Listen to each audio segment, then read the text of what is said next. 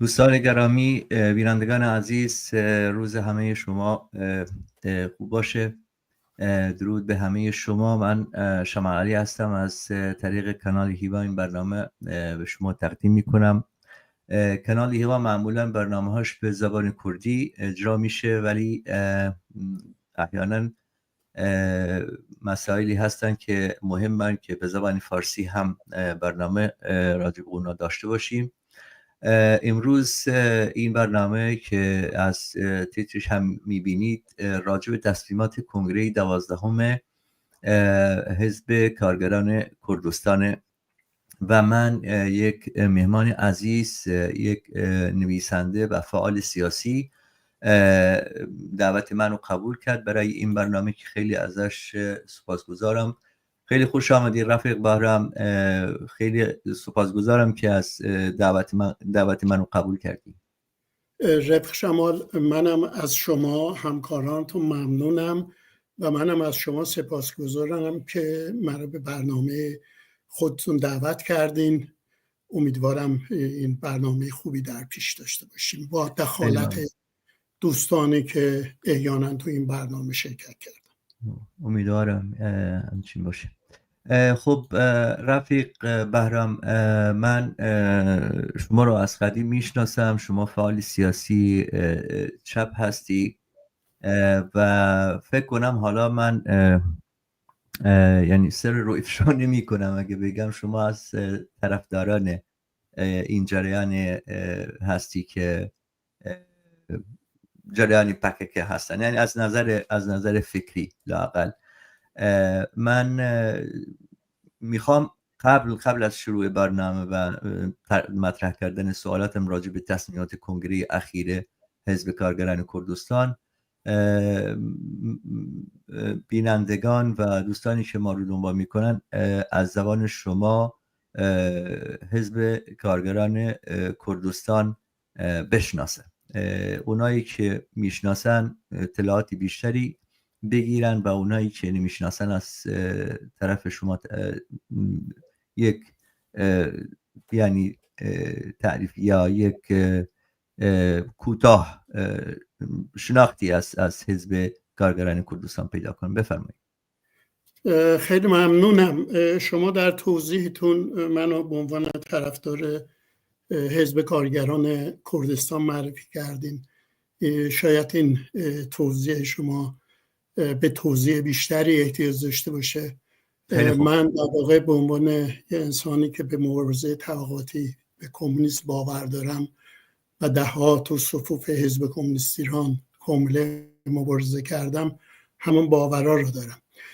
منتها در رابطه با مسئله ستم ملی، به ویژه بعد از اینکه جنگ داخلی سوریه بعد از بهار عربی شروع شد از 13 سال پیش و موضع‌گیری هایی که اوجلان 27 سال در زندان داشته و در واقع من از این حرکتی که در روژاوا راه افتاده و تحول فکری که در اوجلان به وجود اومده ازش دفاع میکنم و من نه عضو این جریان هستم نه هوادارش هستم. به عنوان یه انسان فعال سیاسی کمونیست سعی میکنم واقعیت ها را بیان کنم، نه غلو کنم، نه انکار کنم، نه بهرو برای هیچ پوچ بهبه و چهچه بگم. یعنی این مسئله بسیار مهمه که ما بخوایم در منطقه‌ای داریم زندگی میکنیم به نام خاورمیانه که دریایی از منابع طبیعی و به ویژه طلای سیاه درش وجود داره. این به جای اینکه به خوشبختی و رفاه جوامع این منطقه تبدیل بشه، به عدالت آزادی منجر بشه، به دلیل حمایت‌های امپریالیستی دولت‌های سرمایه‌داری از گرایشات فاشیستی، مذهبی، ناسیونالیستی و کلاً گرایشات عقب مانده سرمایه‌داری سعی کردن که این منابع را به نفع خودشون تولید کنند، به نفع خودشون ببرند و در واقع خاورمیانه در میان حداقل در 100 سال گذشته کودتاها و جنگها و درگیریها غرق شده و همین امروز هم وضعیت خاورمیانه بسیار بسیار بده. در ابتدا بگم که من بارها گفتم به نظر من خاورمیانه روی خوش نخواهد دید مگر اینکه 2 مرکز بحران تاریخی خاورمیانه حل بشه. یکی حل مسئله مردم فلسطین هست که الان نزدیک 2 سال ارتش و دولت فاشیست اسرائیل این مردم 2,400,000 نفر مردم غزه را کشتار میکنه، نزدیک 60,000 نفر رو کشته، بیشتر اینا کودکان و زنان و مردم غیر نظامی هستند، نزدیک 150,000 نفر رو زخمی کرده و 2,400,000 نفر جمعیت غزه امروز آب ندارن، نان ندارن و همچنان حملات این ارتش فاشیست ترکیه به غزه ادامه داره و آمریکا و کشورهای غربی علیرغمی که گاهی انتقادی هم به زیاده روی‌های نتانیاهو دارند ولی از این جریان فاشیستی دفاع میکنند، اسلحه میدن، پول میدن. و مسئله دوم مرکز بحرانه مسئله مردم کرده. بالاخره بعد از فروپاشی امپراتوری عثمانی و پیمانهایی که قرار بوده یه منطقه کردی هم تو خاورمیانه وجود داشته باشه و کردها در واقع به ویژه مردم کرد در جنگ‌های استقلال جمهوری ترکیه در کنار آتاتورک مبارزه کردند و بعد از اون هم مردم ارمنی هم مردم کرد 100 سال گذشته نه تنها توسط ارتش و دولت فاشیست ترکیه سرکوب شدن بلکه هویتشون انکار شده. بنابراین موقعی که این هویت انکار میشه آتاتورک شعارش این بوده که چه خوشبخت کسی که بگه من ترکم و تو آکادمی های درست کرده بود که نشون بدن که نژاد ترک نژاد برتریه. حتی از متخصصان غربی و اون دوره شوروی دعوت کرده بود بیان در ترکیه تحقیق کنن که ملت کرد از هر نظر از همه ملیت ها برتره. حتی 500 سرباز رو در اختیار برخی از این کارشناسا قرار داده بود، قد اینها رو اندازه می گرفتن، رنگ چشمشون را، رنگ پوستشون را، قدرتشون را، که نشون بدن به هر رو ملت ترک ملت برتریه. اون دوره در اثر فشارهای شوروی آتاتورک مجبور شد این آکادمیا رو تعطیل کنه، دست از این سیاست برداره، ولی هیچ موقع حقوق مردم کرد رو به رسمیت نشناختن تا اینکه 52 سال پیش در واقع یه سازمانی و یا یه حزبی به اسم حزب کارگران ترکیه با مخفف PKK تشکیل شد که عبدالله اوجالان در واقع تعدادی از همفکرانش این حزب در واقع در سال 1978 اگه اشتباه نکنم حزب کارگران کردستان ترکیه گفت، حزب کارگران کردستان، بله معذرت میخوام، حزب کارگران کردستان PKK. و این حزب بعد از اینکه در ترکیه کودتای سپتامبر 1980 صورت گرفت و مردم کرد بیش از همه سازمان‌های چپ، جنبش کارگری مورد یورش قرار گرفتند، حزب کارگران کردستان از سال 1984 مبارزه چریکی، مبارزه مسلحانه را علیه دولت و ارتش ترکیه اعلام کرد.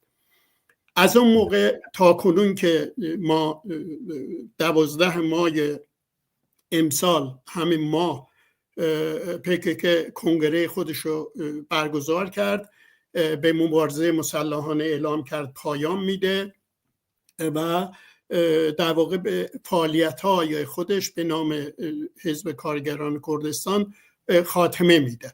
و این درخواستی بوده که اوجالان رهبر این حزب مدت‌ها پیش کرده بود. اونم اینه که در سال 1999 موقعی که اوجالان به دلیل اینکه جلوگیری بشه از حمله ترکیه به سوریه از سوریه خارج شد، به اروپا اومد، بین کشورهای مختلف هواپیماش چرخید، مسکو، روم، آتن ولی هیچ کدوم از این کشورهای دموکراتیک جهان در سال 1999 به عبدالله اوجالان اقامت سیاسی ندادن و تا اینکه اینو وادار کردن این بره کنیا و دولت یونان قول داده بود که از کنیا شاید انتقال داده بشه به آفریقای جنوبی. ولی موقعی که به ایشون گفتند از سفارت یونان بیرون اومدند، ماشینش به طرف فرودگاه کنیا در حرکت بود و او را رو بودند و با هواپیمایی که کماندوهای ترکیه در فرودگاه کنیا حضور داشتند اینو دستگیر کردند و در واقع به ترکیه انتقال دادند. اون دوره اجویت نخست وزیر ترکیه بود و اعلام کرد که اوجالان رو به ترکیه بردند. اون موقع معلوم شد که سازمان سیا، موساد اسرائیل و میت ترکیه برای روبودن اوجالان با هم همکاری کردند و اونو به ترکیه انتقال دادند. در واقع از سال 99 عبدالله اوجالان در زندان فوق امنیتی امرالی به سر میبره. یه جزیره نزدیک استانبول هست که فقط نیرو دریایی به اونجا دسترسی داره، یعنی راه زمینی به اونجا دسترسی وجود نداره. بنابراین تو این مسئله‌ای که تو این 52 سال گذشته، امروز در واقع دولت ترکیه مجبور شده هویت مردم کرد و سالهاست به رسمیت بشناسه. در اثر من سوال بعدیم اینه که در مورد این تصمیماتی که PKK گرفت، من اول بگم که بس این چی که گفتم طرفداری، منظورم طرفداری فکری و سیاسی بود، طرفداری تشکیلاتی خبری ندارم. حتما منظورم میفهمی که من مثل کسی که وارد به مسائل و از نزدیک این حرکت رو دنبال میکنه یا این جنبش رو دنبال میکنه، شما رو یعنی مهمان من هستی امروز که بینندگان بدونن از چه زاویه شما صحبت میکنی. منظور این بود، نه فقط نه چیزی دیگه. سوالی که بعد از اون که به نظر من مهمه سوال کنیم کوتاه در مورد حزب کارگران کردستان گفتی و اونو به بینندگان شناسوندی، ولی سوال اینه، آیا خیلی ها میگن این تصمیمات PKK گرفته و اسلحه رو زمین گذاشتن و خود را منحل کردن، این یه جوری تسلیم شدنه، این یه جوری پرچم سفید بالا کردنه و انگار که فاشیسم در ترکیه پیروز شده. شما با این نظر و با این ارزیابی موافقید یا نظری دیگه دارید؟ نه، من موافق نیستم با این. موقعی که خلع سلاح داریم میگیم، یعنی یه نیروی چریکی را اون دولت، اون نیرو بحر رو محاصره میکنه، سرکوب میکنه و اونو خلع سلاح میکنه و این خلع سلاح و یا اونو به طور کلی با سرکوب منحل میکنه. ولی موقعی که تو جریان حزب کارگران کردستان از سال 90 چندین بار علیه دولت ترکیه آتشبس اعلام کرده و چندین بار با اوجالان مذاکره شده و به ویژه 2016 مذاکره در جریان بود. اوجالان که در زندان قدرتی نداره، دولت مجبور میشه بره با اوجالان مذاکره کنه، چون فشار مردم کرد و افکار عمومی بر روی دولت ترک بسیار بسیار سنگینه و احزاب کردی مرتب تشکیل میشن، وارد پارلمان میشن. همکنون دم پارتی که به نام حزب برابری و دموکراسی هست تو پارلمان حضور داره، سومین حزب بزرگ اپوزیسیون هست و 67 نماینده تو پارلمان داره.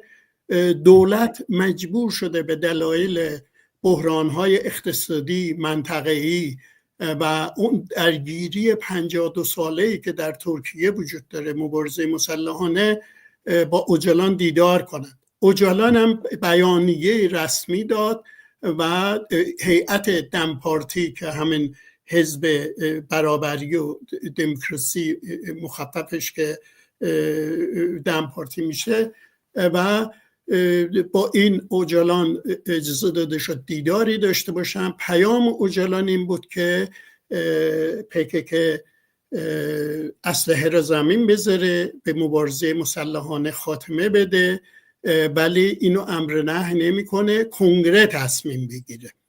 و در واقع اینم پشت سر این ماجرا این بوده که حدود 1 سال پیش تحرکاتی، مذاکراتی بین دولت ترکیه، اوجالان شروع شده بود، با حزب برابری و دموکراسی شروع شده بود، تا اینکه 6 ماه پیش دولت باهچلی، رهبر حزب حرکت ملی که گرگای خاکستری، در واقع سازمان جوانان این حزب، یه حزب به شدت فاشیست پان ترکیست است و تمام پشت سر کودتاها قرار داشته، پدرخوانده دولت ها محسوب میشه.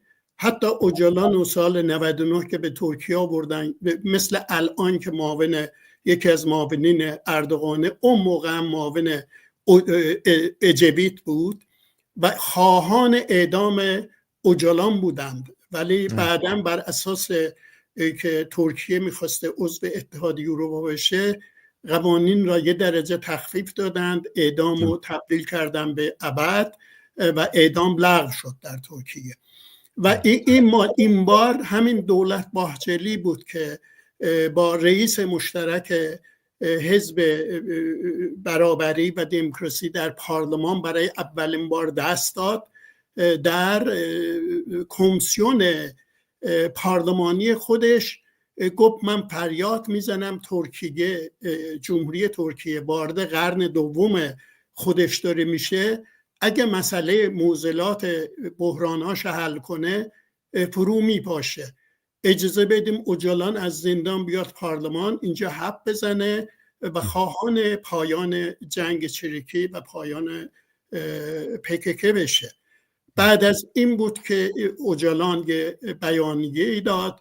تو اون بیانیهش گفته که کردها و ترکها هزاران ساله با هم زندگی میکنند، با هم برابرند، و از دولت خواسته که از تغییر قانون اساسی گرفته تا مسائلی که ضروریه برای یه جامعه دموکراتیک اونو اجرا کنه. در واقع این تغییر یه آلترناتیوی که اوجالان و حزب کارگران کردستان در مقابل ترکیه داده، گفتمان دموکراتیک در مقابل گفتمان جنگ طلبانه و سرکوبگرایانه. این یه شیفتیه در ترکیه. اینو نمیشه گفت که PKK دیگه منحل شد، تموم شد، آشپتال کرد یا اسلحه را زمین گذاشت. همین امروز من به یه فاکتی اشاره کنم، تو اونجایی که به مرکز اطلاع رسانی و مطبوعاتی مدافع خلق میگن، مخفف HPG، امروز بیانیه داده، گفته که از 25 مای تا امروز 27 بار ارتش ترکیه با بمب شیمیایی، با بمب‌های منفجره به تونل‌های منطقه رودخانه زاب حمله کرده که 2 تا از گریلاها جان باختند و گفته ما در مقابل این حملات دفاع مشروع داریم. دفاع کردن از خودشون در مقابل این حملات. یعنی اسلحه را اینا به کسی تحویل ندادن، گفتن اسلحه را ما زمین میذاریم، ولی از بهمون حمله بشه بلافاصله اسلحه‌مون سر جاش هست، میگیریم مبارزه میکنیم. بنابراین این مسئله یه تغییر، یه شیفت سیاسی در ترکیه است. همین الان ما داریم میبینیم که در خود ترکیه تحولاتی به وجود اومده. سخنگوی دولت اعلام کرده که ما الان داریم برای تغییر قانون اساسی تلاش میکنیم.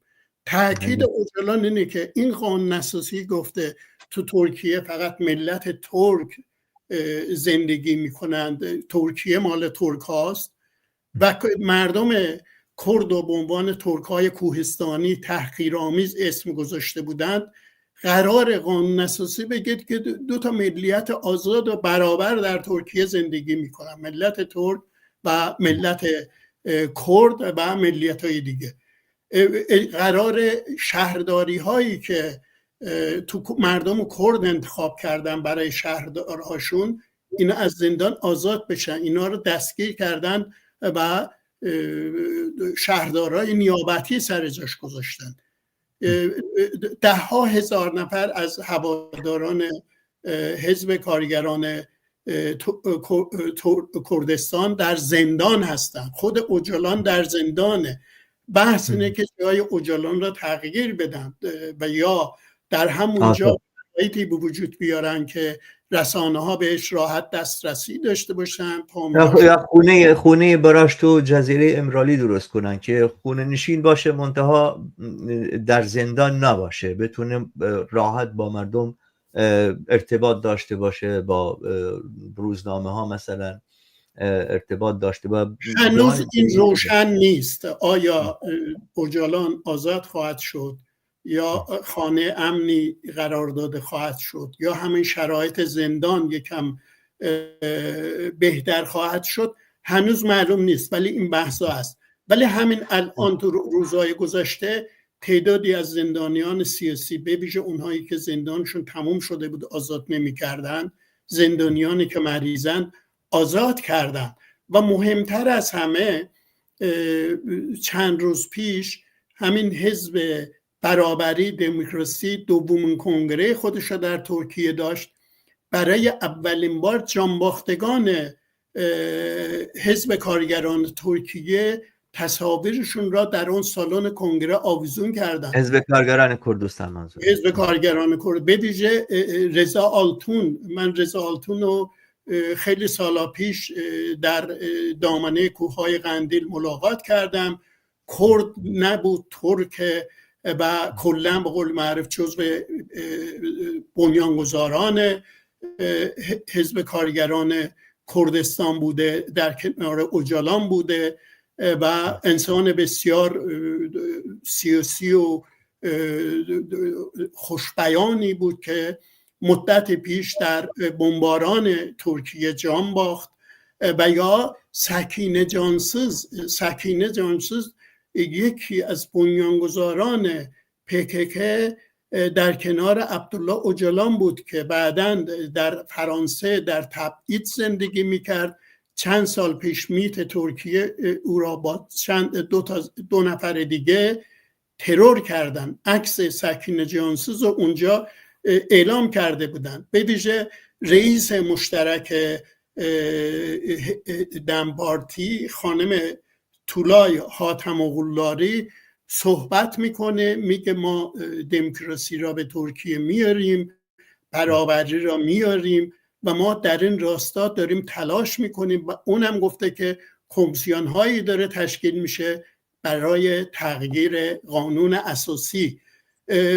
بنابراین تو اونجایی که به حزب کارگران کردستان هم برمیگرده، همین اقدامی که مبارزه مسلحانه را قطع کنه، اسلحه را زمین بذاره و خودشو منحل کنه، حالا قرار احتمالاً در آینده به احتمال تصورم اینه اجازه داده میشه اونهایی که تو خارج از کشور هستند، تو کوه قندیل هستند، تو اقلیم کردستان هستند، روژاوا هستند، اروپا هستند، اگه خواستند به ترکیه برگردند و زندانیان سیاسی آزاد بشه و این حزب برابری و دموکراسی قرار کنگره برگزار کنه با این کادرایی که دارند میان، یا اسمش رو عوض کنه یا به همین نام مبارزه جدیدی را در ترکیه آغاز. خب رفیق بارم، حالا مسئله که شما بحثش کردین این پروسس خیلی طولانی به نظر میاد. یعنی پروسه طولانی خواهد بود. من نمیدونم حدود کمش بله 2 سال تا 5 سال. تقریبا نمیدونم. حالا مثلا تو سوئد ما زندگی میکنیم، قانون اساسی اینجا که تغییر کنه بایستی 2 تا انتخابات داشته باشیم، یعنی حکومتی یا مجلسی که هستش بهش رأی بده، بعد از اون انتخابات بشه، بعد از اون انتخابات دوباره این مجلس جدید هم بهش رأی بده تا مثلا یک بند و یه کلمه یا یه نکته یا یه جا مثلا یه حرفی رو بزرگ کردن و کوچک کردنش این پروسس میخواد. حالا جا گذاشتن این همه جا باز کردن برای این همه رفرم ها تو این قانون اساسی، نمیدونم اونجا پروسس چجوریه، ولی فکر نکنم مثلا اکثریت مجلس بتونن برای خودشون چجوری بخوان مثلا قانون اساسی رو تغییر بدن. حتما این به یه پروسس میبره. منتها این چرا مردم میگن که فاشیسم ترکیه پیروز شده؟ پکک اعلام کرده که من خودم رو منحل کردم، نه اینکه منحل میکنم، خودم رو منحل کردم و اسلحه رو زمین میذاریم دیگه، ما مبارزه مسلحان رو دیگه تمام میکنیم. ولی اون طرفش حالا شما خیلی چیزها رو ذکر کردی، یکی از این چیزها هنوز جامعه عمل نپوشیده، مثلا نه اوجالان آزاد شده، نه حتی مثلا دمیرتاش از زندان بیرون اومده. یه بار بیرون اومد همسرش بستری میشد تو یعنی بستری بود تو بیمارستان، رفت زیارتش، فقط این پیش اومده. دم پارتی 10,000 نزدیک 10,000 زندانی سیاسی دارن، هیچ زندانی سیاسی تا حالا آزاد نشده. اون چیزایی که ما از دولت فاشیست ترکیه میشنویم، مردم میشنون، فقط اینه که ما ترکیه به تروری خواهیم داشت، مسئله ترور رو تو ترکیه حل کردیم. انگار که مسئله ترور مسئله PKK و اوجالانه، نه ترور دولتی که بمب شیمیایی و مثل به هر سلاحی دیگه به کار میبره. کارهایی که ترکیه تو کردستان کرده مثلا دراز مدت نبوده، منتها بعضی وقتها مثل کارهای اسرائیل در مقابل مردم فلسطین وحشیانه بوده. بر مقابل همه این چیزها ما فقط اینو میبینیم که هنوز مثلا PKK یعنی ما یک چیزی جدیدی از PKK نمیشنویم که بگه مثلا ما اگه این نشه این کار میکنیم، مدت زمانی مشخصی، التیماتوم بده، چیزی بده. همچین چیزها رو اصلا از PKK نشنیدیم. به خاطر اینه که مردم این سوال میکنن. ببخشید که سوالات من جدلی، چون سوال مردمه، این سوالی نه مردم دارن و من یعنی مطرح میکنن که جواب بگیرم. منتها قبل از اینکه جواب شما رو بشنوم، من خیلی ممنونم از دوستایی که با ما هستن، به خصوص دوستانی که سلام هم فرستادن، هجیر نینا و محمد ملازاده اینجا هستن و دلشاد رشید، همه اونا با ما هستن. خیلی ممنونیم از حضورشون. رفقا و دوستان اگه بتونن لینک این برنامه و برنامه دیگه از طریق خودشون پخش کنن خیلی ممنون میشیم. اگه تا حالا کانال یوتیوب هیوا رو سابسکرایب نکردی، این کار رو انجام بده، خرجی نداره، برای ما هم خوبه و دوستان و همیارانتان با این کانال آشنا کنید. بفرمایید رفیق. من ببینید تا اونجایی که به مسئله حزب کارگران کردستان PKK برمیگرده، PKK فقط توی کنگره گرفته اعلام کرده اسلحه رو زمین گذاشتیم و خودمون رو منحل میکنیم. ولی همین امروز اطلاعیه که من برای شما در اول برنامه گفتم، مرکز اطلاع رسانی و مطبوعاتی مدافع خلق که اسمشه تو منطقه زاپه که بیشتر تونل های زیرزمینی PKK اونجا وجود داره، از 25 ماه تا به امروز 27 بار حملات شیمیایی با مواد منفجره و غیره شده. اینا جوابشو دادن، یعنی اسلحه دستشونه، حزبشون هم سر جاشونه، هنوز تغییری به وجود نیومده. گفته که به ما رسما گفته به ما حمله نکنن، ما حمله نمی کنیم، ولی حمله میکنن ما اسمشو گذاشته دفاع برحق یا دفاع مشروع، دفاع میکنیم. این اطلاعی که همین امروز بیرون اومده، شما این اطلاعی رو میتونید تو شبکه فرات نیوز مطالعه کنید و دقیقاً این بیانیه بلند بالاییه که این بمباران ها کدوم منطقه بوده، چه ساعتی بوده، چه چیزی داشته. یعنی جنگ در جریانه. دولت ترکیه به عنوان یه دولت فاشیست هیچ موقع مورد اعتماد هیچ کسی نبوده، به ویژه یه حزبی که 52 ساله داره مبارزه میکنه با بزرگترین ارتش ناتو در منطقه و رهبرش 27 ساله در زندانه. خب این مسئله برای اینها به قول معروف ناشیگری نیست. یه دفعه یه تصمیمی رو بگیرن خودشو دست بسته تسلیم دشمن کنن. اینو باید ببینیم. یعنی اینو از سر این نگیم که تموم شد، تموم نشد. اگه تموم شده بود همین امروز این اطلاعیه چیه، این درگیری ها چیه؟ و از طرف دیگه الان اینا، این حرکتی که بوده، اوجالان گفته همه مسئولیتش با منه، شما کنگره بگیرین، تصمیم بگیرین، گرفتن. الان توپ انداختن تو زمین دولت ترکیه. دولت ترکیه باید اون قولهایی که در مقابل این مسئله داده، از جمله آزادی اوجالان، آزادی زندانیان سیاسی، آزادی احزاب، انتخابات. حالا این انتخابات، اون بحث تغییر قانون اساسی که گفته شد، تو ترکیه دو نوع حرکت میتونه شکل بگیره، تاریخاً هم بوده. یکی اینه که قانون اساسی را مجلس تصویب میکنه تغییراتشو، یکی اینه که به رفراندوم گذاشته بشه. حالا کدومش اجرا خواهد شد این هنوز معلوم نیست.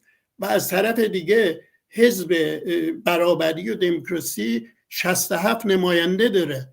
دولت ترکیه قبل از این هم تلاش کرد قانون اساسی رو عوض کنه، بتونه سال 2028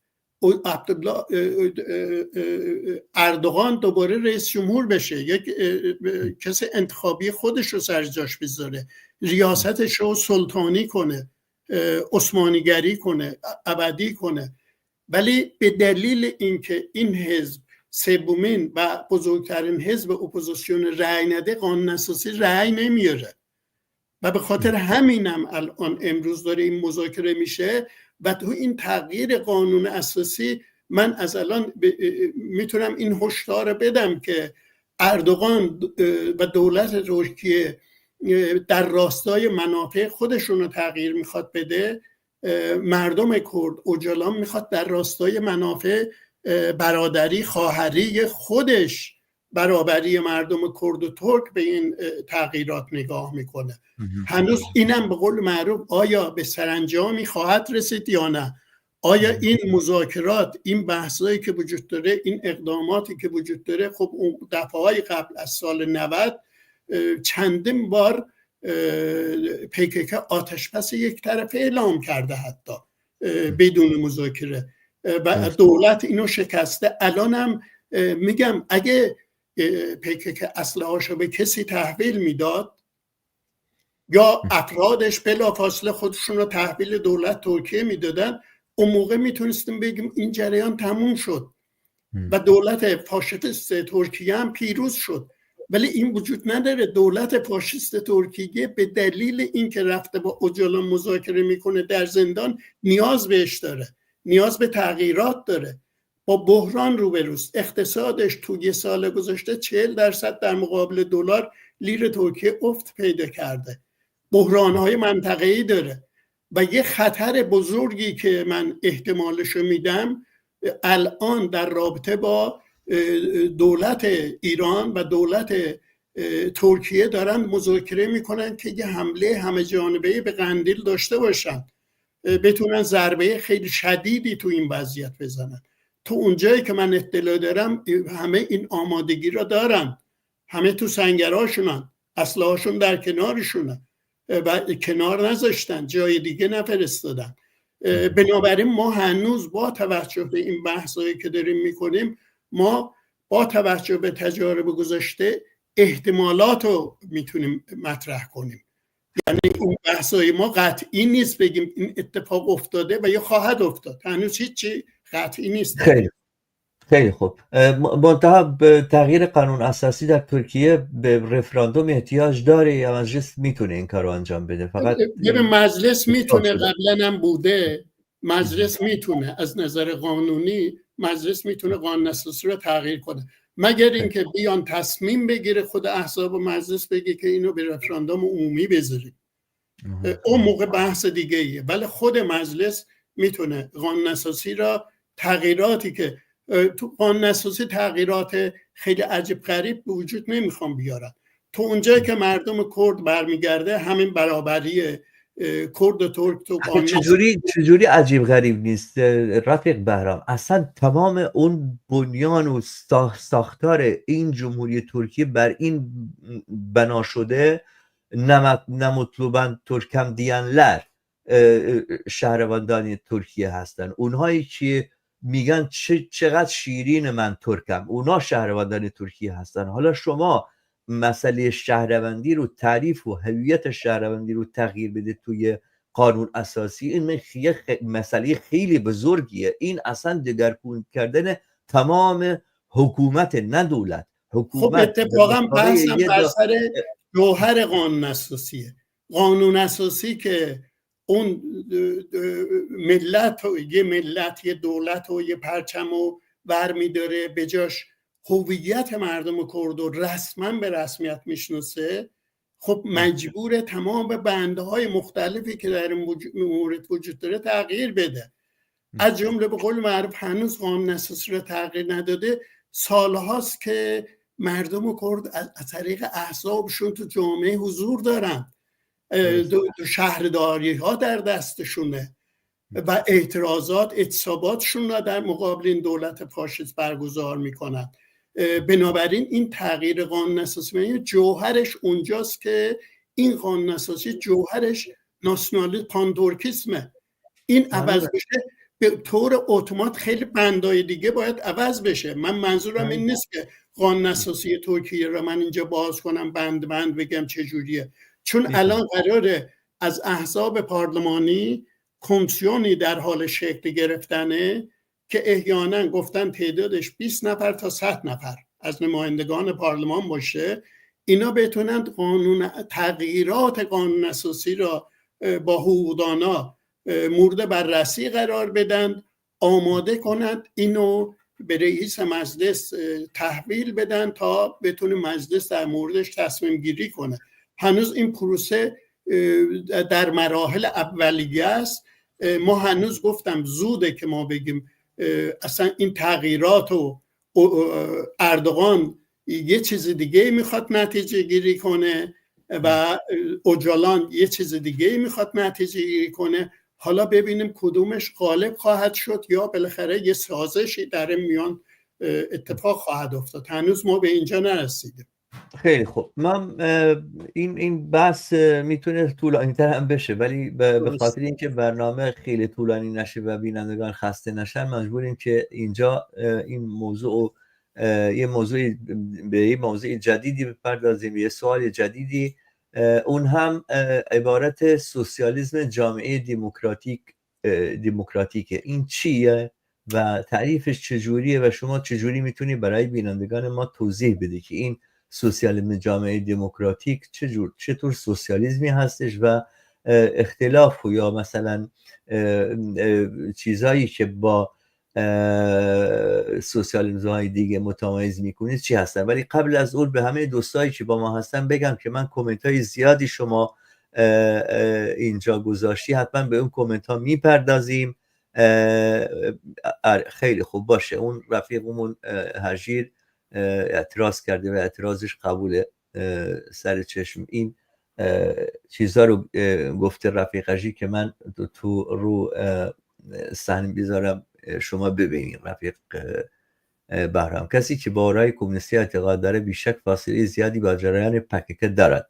جریان پکک جریانی نیست که به خاطر منافع کارگر و زحمتکش بجنگد. خب همین این نظرات، این سوالی نبود اینجا به باور اوجالان اسلام به لحاظ تاریخی دارای ماهیت انقلابی بوده و بسیاری از مسائل زمان خودش پاسخ انقلابی داده و به همین علت توانسته 1500 سال تداوم پیدا کند. این دوست هم میگه بسیار عالی و پر اطلاع، متشکر برای مثال شما. جای خبری درست کرده که اوجالان انکر است. این خبر جالبی.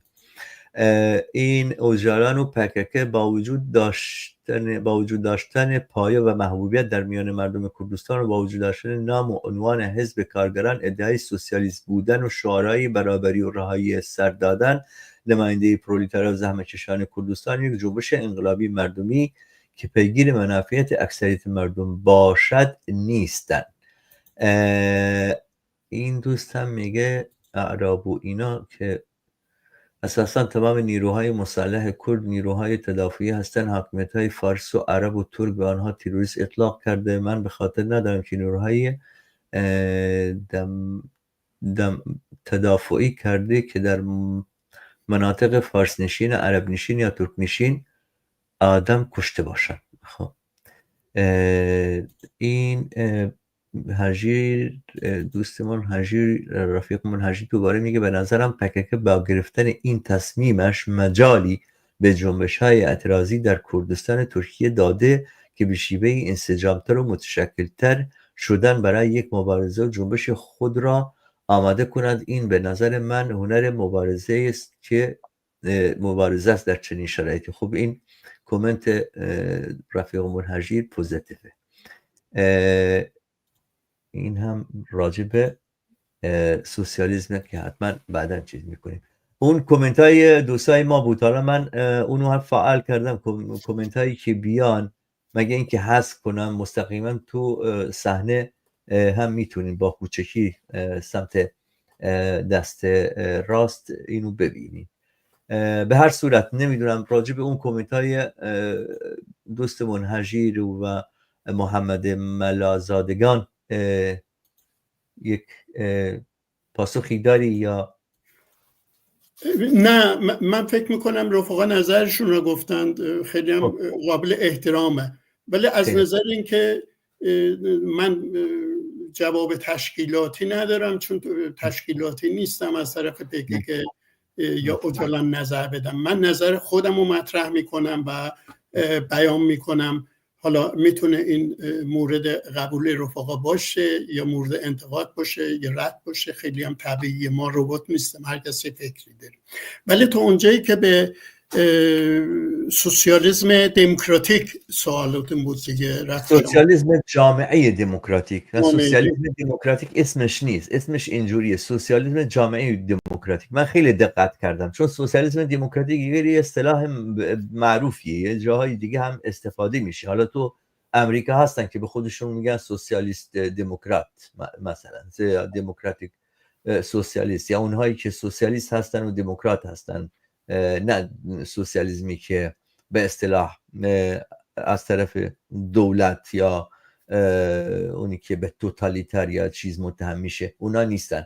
حالا ولی سوسیالیسم جامعه دموکراتیک یه اصطلاح جدیدیه که اوجالان و PKK به کار میبرن و تو اون نامه هایی که حتی من از دوستان شنیدم، اون نامه‌ای که اوجالان برای کنگره فرستاده که ما فقط یه قسمت کوتاهی از این نامه رو دیدیم، اصلا اون راپورتی که فرستاده گزارش سیاسی یک گزارش طولانی، خیلی تأکید بر سوسیالیسم جامعه دموکراتیک شده و خیلی تأکید بر این شده که اصلا کردستان بایستی یک صحنه باشه، یک میدانی باشه برای به میدان گذاشتن یه جنبش انترناسیونالیستی برای سوسیالیسم، یا جنبش انترناسیونالیستی سوسیالیستی برای سوسیالیسم در جامعه دموکراتیک یا سوسیالیسم جامعه دموکراتیک. من کنجکاو شدم که ببینم این تعریف این سوسیالیسم چی هستش. ببینید این سوسیالیسم که ما الان صحبتشو میکنیم تو طول تاریخ اسامی مختلفی پیدا کرده.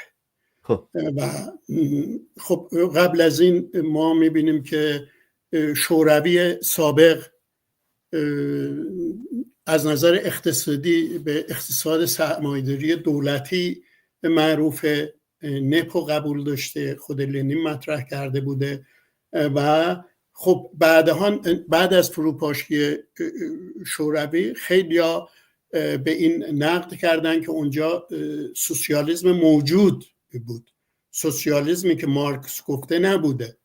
ما همین الان حزب کمونیست چین رو داریم، از اسمش هم حزب کمونیسته، ولی یه قطب سرمایه‌داری امپریالیستی جهانیه، ربط به کمونیسم نداره. یا انترناسیونال چهاریا یه جور دیگه این مسئله رو مطرح کردن. ولی تو اونجایی که به اوجالان برمیگرده، بله این سوسیالیسم دموکراتیک، جامعه دموکراتیک را مطرح کرده و خب حتی تو نامه‌ای که 18 مای از آقای عبدالله اوجالان توسط پروین بولدان و پایق özgür اورال اعضای هیئت امرالی حزب دم پارتی روز یکشنبه 18 مای منتشر شده و در زندان امرالی با اوجالان دیدار کرده بودند. اوجالان اونجا پیام داده، از جمله به آلن بدیو، اسلاوی ژیژک و از تمامی روشنفکران چپی که برای گفته که روند صلح و خواهری برادری در ترکیه به ما کمک کردند و از اینا تشکر کرده و رو براشون پیام فرستاده، گفته مادام تشکر قدرانی کرده و تأکید کرده به امید اینکه در مبارزات مشترک انترناسیونالیستی و سوسیالیستی در کنار یکدیگر باشیم. این نامه 18 مای در ترکیه توسط هیئت دم پارتی، هیئت امرالی منتشر شده و اونجوری که من از کتابایی که قبلا خوندم، ازش مقالاتی که خوندم و شنیدم، الان در واقع در رابطه با مسئله سوسیالیسم و در مورد انترناسیونالیسم داره کار میکنه، تلاش میکنه و ارتباطاتی که با نویسندگان چپ جهان داره و تو این سالها از آزادی اوجالان دفاع کردن در ارتباطه. حالا این انترناسیونالیسم چجوری خواهد بود، چه شکلی خواهد بود، آیا شکل خواهد گرفت نخواهد گرفت، هنوز جنین شکل نگرفته. من نمیتونم بگم این دختر خواهد بود یا پسر خواهد بود، ولی این جهتگیری وجود داره. و به اضافه این که اوجالان و حزبش، حزب کارگران کردستان، در واقع در ابتدا به عنوان یه حزب سوسیالیستی خودشو معرفی کرده. در سال 1978 یه سازمان حزب چپ معرفی کرده و تلاشش این بوده که یه دولت مستقل کردی در شرق کردستان تشکیل بشه و در واقع این تحولات جلو اومده. با فروپاشی شوروی نظریات اوجالان هم تغییر پیدا کرده، از 27 سالی که تو زندان تغییر پیدا کرده، به ویژه از 12 سال پیش که روژاوا، انقلاب روژاوا پیروز شد و در واقع تو این جنگ داخلی نیروهای یگانهای مدافع خلق نه در کنار دولت مرکزی بشار اسد قرار گرفتن، نه در کنار گروه‌های فاشیستی قرار گرفتن و گفتن ما راه سومی را انتخاب میکنیم، اون راه کنفدرالیسم دموکراتیکه و در واقع راهی که به اسامی کنفدرالیسم دموکراتیک یا خودمدیریتی دموکراتیک که در روژاوا، در کتابا، تو بیانات داره پیش میره، این ایده به هر رو 12 سال اونجا پیاده شده. این ایده در واقع بویژه در رابطه با برابری زن مرد، حقوق زنان، اکولوژیک حتی مثلا بیان نیروهایی که برای آموزش امنیت داخلی آموزش میدن، اینا باید یه دوره برابری زن مرد ببینن که این که مأمور امنیتی حق نداره به زن یا با مرد با چشم دوتا جنسیت نگاه کنه، با چشم انسان باید نگاه کنه.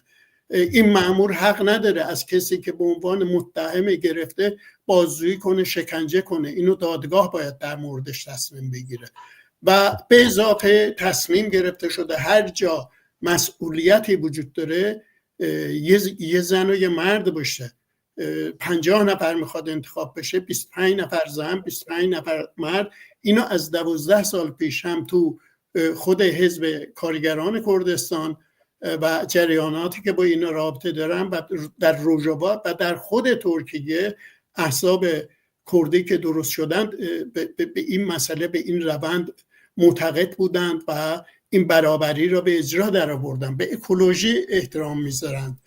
و در واقع عبدالله اوجالان از نظر سیاسی هم تحت تاثیر مارکس و لنین و مائو بوده در گذشته و هم اخیراً از بوکچین که در واقع یه کمونیست آمریکایی بود به کمونالیسم معتقد بود، به حکومت مرکزی معتقد نبود. میگفت کمونها باید جامعه را مدیریت کنند و یه حکومت مرکزی نباید وجود داشته باشه. الان اوجالان هم داره در واقع به این سمت داره میره.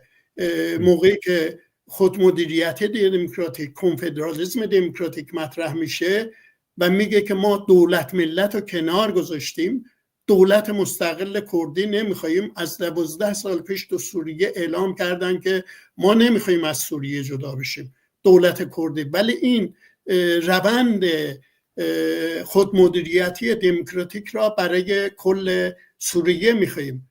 حتی اخیراً هم مذاکره بوده بین حکومت مرکزی بعد از فروپاشی بشار اسد، هم جدل وجود داره. قانون اساسی را به کلی گفته ما رد میکنیم. قانون اساسی بر اثر مذهب، بر اثر نابرابری زن مرد قانون اساسی سوریه شکل گرفته. دولتشو قبول نمیکنه و همین الانم تهدیدات خیلی زیادی ارتش ترکیه نیروشو گذاشته این مردم رو قتل عام کنه و آینده این مردم واقعا در سایه ابهامه. تا اونجایی که به الجولانی برمیگرده و هیئت تحریر شام برمیگرده، در لیست ترور تمام کشورهای اروپایی آمریکاست. برای الجولانی سرش 10 میلیون دلار جایزه تعیین کرده بودن، ولی الان ایشون با ترامپ دیدار میکنه و تحریماشون را میشکنن، ولی کسی از روژاوا حمایت نمیکنه، نه سازمان ملل نه نهادهای بین المللی. این مردم هر روز ما میبینیم 10 نفر 15 نفر توسط پهپادها، موشک‌ها، هواپیمای ارتش فاشیست ترکیه اونجا جان خودشون از دست میدن. بنابراین این روند بوده این 12 ساله که به نوعی این سوسیالیسم دموکراتیک جامعه اونجا عمل کرده و به نوعی احزابی که در ترکیه قبلا حزب دموکراتیک خلقا که دمیرتاش رهبرش بوده و یا بعداً دم پارتی این مسئله رو دارن رعایت میکنن و به ویژه به شهرداری ها خیلی اهمیت میدن. الان چیز جدیدی که در ترکیه میخوان، معذرت میخوام اینو بگم تمام کنم، به ویژه قانون اساسی این تغییر به وجود بیاد. الان یادم اومد اینا تو ترکیه والی یا استاندارها نیروی انتظامی تحت امر اوناست تو منطقه اون استان. الان دارن تلاش میکنن که این استاندارها یا والیها مورد منتخب مردم محل انتخاب بشن.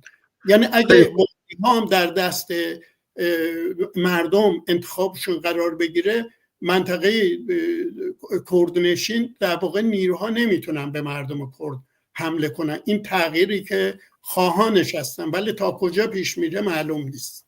خیلی خوب. به معذرت میخوام در مورد این مسئله توضیحات خیلی بیشتره، ولی همینجور که نه من توضیحاتی بیشتری میخوام در واقع رفیق برام. من این مسئله رو خیلی مهم میدونم، چون ببین من و شما کمونیست هستیم، من هستم و خودم رو کمونیست کارگری میدونم تا حالا و یه تعریف و یه جور سوسیالیسم و کمونیسم رو تعریف کردیم که من نمیدونم، شاید تعریف دیگه هم باشه. من چی میگن اوپنم یا بازم برای این که این نظر رو بشنوم، ولی تا جایی که من میدونم سوسیالیسم در ارتباط با قدرت نیست. مشکلی که من تو اون طرح و نظرات پیکوکو، خود اوجالان، اونای این چیزایی که تو روژاوا داره اجرا میشه میبینم، این مسئله سوسیالیسم فقط در مورد مسئله زن و مرد، قدرت و قدرت دولتی یا قدرت کمون ها مثلا، یا اون کمونالیزمی که شما میگه. سوسیالیسم مسئله مالکیت، اقتصاد رو چه جوری تنظیم میکنی. من حالا هر چی باشه تو کتابا جای خودش، این روژاوا تا حالا این اگه بیشتر نباشه لااقل 13 سال این منطقه زیر دست این جریانه. من میخوام تو این 13 سال من آدم بایستی واقعی باشه. 13 سال جنگ بوده با تروریستایی مثل داعش مبارزه کردن، کسی نمیتونه انتظارات خیلی زیادی داشته باشه از این منطقه، ولی بازم بایستی مثلا یه چیزی به ما نشون بدن. این سوسیالیسمی که اسمش سوسیالیسم جامعه دموکراتیکه به چه معنایی هست تو این منطقه؟ ببینید تو از چی ببینیم؟ ببخشید من یه چیز دیگه دارم. مسئله زن که مشخصه که در مورد مسئله زن اینا خیلی پیشرفت زیادی کردن و این نمونه خیلی خوبی رو نشون دادن. منتها در مورد اکولوژی این منطقه بازم بر اساس در آوردن نفت و فروختن نفت مثل همه کشورهای منطقه، مسئله اکولوژی کجا رعایت شده، از کجا احترام بهش قائل شده، مثلا چی رو کردن که این اکولوژی رو حفظ کنن و این محیط زیست رو حفظ کنن. من واقعیتشو بخوای چیزی نمیبینم. ببینید تا اونجایی که به روژاوا برمیگرده، همینطور که شما هم به درستی گفتین 13 سال جنگ خون، محاصره اقتصادیه. الان ارتش ترکیه از 2018 کانتون افرین اشغال کرده. گفته میشه که حدود 20,000 درخت زیتون اونجا را به ترکیه انتقال دادن، نابود دارن میکنن، مردم رو آواره کردن. و تو اونجایی که از طرف اقلیم کردستان میدونی تو محاصره اقتصادی هست، از طرف دولت ها محاصره اقتصادی هست. من با صالح مسلم 2014 مصاحبه تلویزیونی کردم، چون اونم ترکیه درس خونده به زبان ترکی استانبولی، مصاحبه کردم، پخش شده. اون اصلا داره میگه حتی ما نمیتونیم برای این روغن زیتون شیشه های مخصوص یا پلاستیک مخصوص از خارج وارد کنیم، به دلیل اینکه تو محاصره اقتصادیه. آمبولانسی که از اروپا فرستاده شده بود همین الان هم تو مرز ترکیه، دولت ترکیه اینو بهرو گروگان گرفته، اجازه نمیده. یعنی در واقع این ولی تو اونجایی که به اقتصاد برمیگرده، اینا بحثشون اینه که اقتصاد باید کوپراتیو باشه، یعنی اقتصاد جمعی باید اداره بشه، از اینکه لغو کار مزدی باشه، از اینکه اقتصاد کمونیستی یا سوسیالیستی برقرار بشه، اینا بحثی از این نمی کنن. هنوز خود اوجالان در رابطه با خود اقتصاد بحث خیلی جدی نکرده و بنابراین ولی تو اونجایی که به حاکمیت برمیگرده، خب جامعه بدون دولت بدون ملت این یه آلترناتیویه. حتی مارکس هم 200 سال پیش گفته که بحثی که با باکونین داشته، آنارشیستا داشته، گفته دولت برای سوسیالیستا یه دوره معینی معنی پیدا میکنه، باید دولت رو به زوال بره و بعد از اون به قول معروف جامعه بتونه خودش رو مدیریت کنه. من صبح برم ماهیگیری کنم، بعد از ظهر رانندگی کنم، شب برم به بچه ها آموزش درس بدم و هر کس هم به اندازه توانش کار کنه، به اندازه نیازش سهم ببره. ولی 70 سال تو روسیه که به نام کمونیسم به نام سوسیالیسم در قدرت بود هرگز این محض دولت رو به زوال بره نشده و تا کنونم احزاب چپ دنیا همیشه خودشون رو به قدرت تعریف میکنن. ما باید قدرت سیاسی را بگیریم. این که آقا این قدرت، ما دولت نمیخوایم، میخوایم جامعه از طریق شورایی و دموکراسی مستقیم نه نیابتی مثل پارلمان‌های اروپایی اداره کنیم مطرح نیست، ولی اوجالان اینو مطرح میکنه. ولی از نظر اقتصادی کمبودهای بسیار زیادی وجود داره.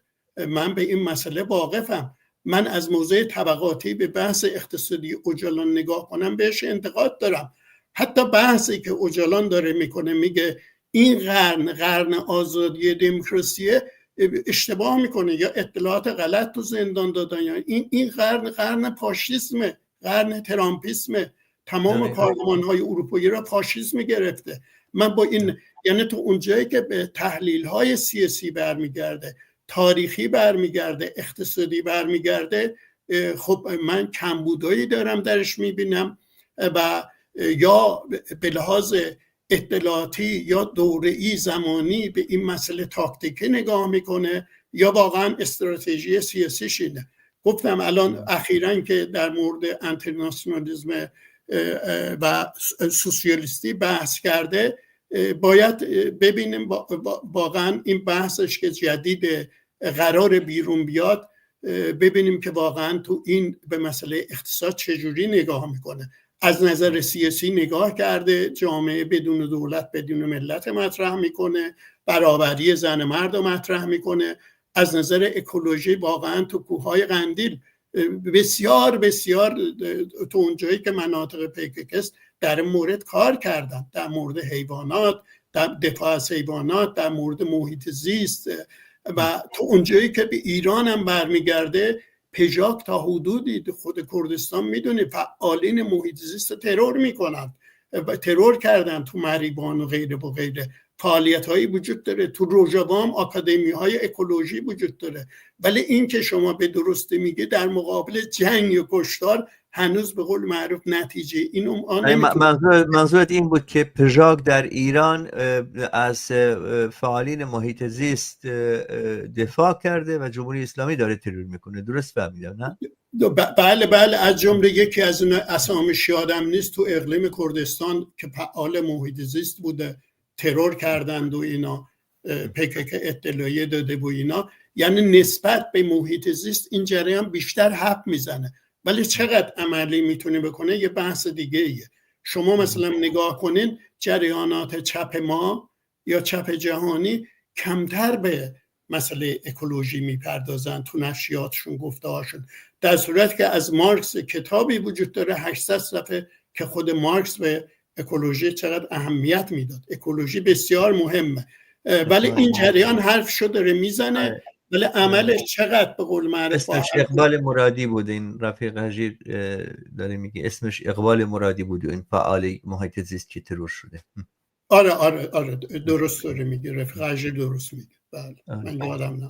خیلی خوب رفیق، حتما باعث این مسائل اینجوری قیچی کنیم. ببخشید که من نمیتونیم بیشتر از این، اگه حرفی بیشتری داری راجع به این مسئله بفرما، اگه نه بریم یه محور دیگه رو باز کنیم. خواهش میکنم. بحث یاده حقیقتش خودت رفیق شمال بهتر میدونی. ما در مورد سوسیالیسم ویژه و لغو کار مزدی، جامعه بدون دولت بدون ملت میتونیم ساعتها صحبت کنیم، ولی این وقت به ما اجازه نمیده، محدوده. معلوم. به هر صورت این مسئله مهمی بود که در واقع آدم کنجکاو میشه. من این عبارت سوسیالیسم جامعه دموکراتیک رو میبینم دیگه. ما خیلی از این حرفا رو شنیدیم. PKK اگه میخواد یا اوجالان اگه میخواد جدی با این مسئله برخورد کنیم، فقط مسئله شعار نباشه، بایستی اینو برملا کنیم. مثل که شما میگی بایستی راجع به اکونومی، راجع به اقتصادش صحبت کنه. اگه نه این حرفایی که چیز الان من مقایسه درست نیست، ولی ما تو عراق و سوریه 2 تا حزب داشتیم، خودشون رو حزب بحث العربی الاشتراکی نام گذاشته بودن و سیستمشون هم میگفتن سیستم اشتراکی عربی. حالا ما بایستی بدونیم این سوشیالیسمی سوسیالیسمی که PKK ادعاش میکنه و میخواد بنا کنه، آره مسئله با طبقات چیکار میکنه، چون انگار هیچ چیزی راجع به هیچ طبقه و اصلا مسائل طبقاتی